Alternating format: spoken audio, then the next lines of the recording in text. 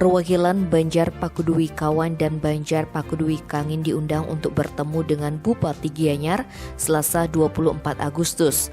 Hal itu dilakukan setelah kedua Banjar ini kembali bersitegang saat diadakan pengukuran tanah.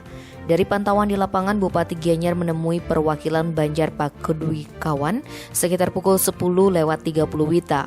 Pertemuan berlangsung tertutup. Selanjutnya sekitar pukul 12.30 WITA, tim perdamaian Pemkab Gianyar menemui perwakilan Banjar Pakudui Kangin di pendopo Pemkab Gianyar. Pertemuan pun berlangsung tertutup. Usai menggelar pertemuan, Ketua Tim Perdamaian Pemkab Gianyar, Dewa Alit Mudiarto mengatakan Bupati Gianyar hendak menyerap masukan-masukan dari kedua belah pihak untuk dijadikan acuan dalam menentukan solusi atas beberapa hal yang belum menemukan kesempurnaan.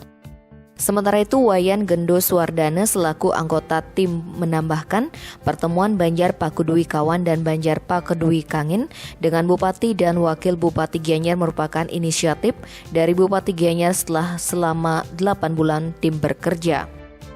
Pada pertemuan tersebut, Bupati secara langsung memberikan arahan untuk menyusun konsep penyelesaian masalah, karena memang ada beberapa hal yang perlu disempurnakan lagi agar permasalahan itu bisa segera tuntas.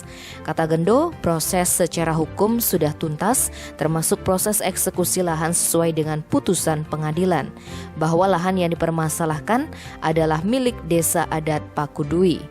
Kemudian dibentuk tim perdamaian untuk menyatukan dua pihak yang berkonflik agar selaras, termasuk penyesuaian awik-awik. Tim Bali Express melaporkan.